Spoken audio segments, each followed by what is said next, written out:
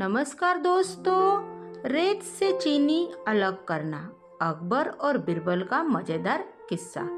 एक बार बादशाह अकबर, बीरबल और सभी मंत्रीगण दरबार में बैठे हुए थे। सभा की कार्यवाही चल रही थी।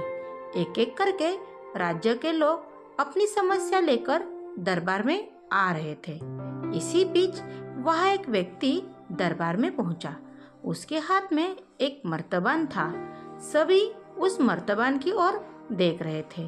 तभी अकबर ने उस व्यक्ति से पूछा, क्या है इस मर्तबान में? उसने कहा, महाराज, इसमें चीनी और रेत का मिश्रण है। अकबर ने फिर पूछा, किस लिए?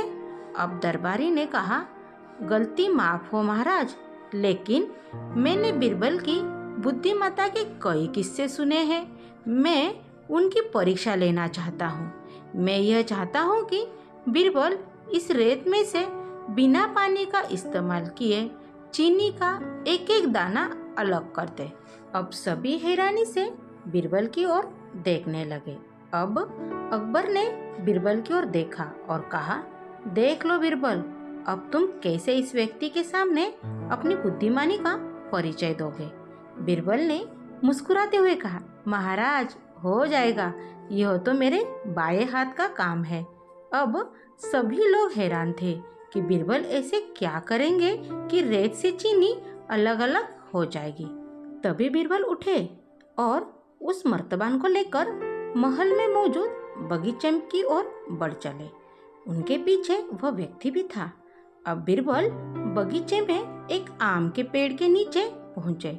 अब वह मर्तबान में मौजूद रेत और चीनी के मिश्रण को एक आम के पेड़ के चारों तरफ फैलाने लगे।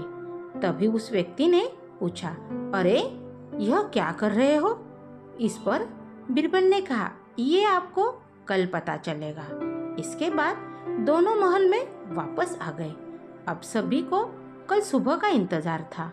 अगली सुबह जब दरबार लगा तो अकबर और सारे मंत्री एक साथ बगीचे में पहुंचे।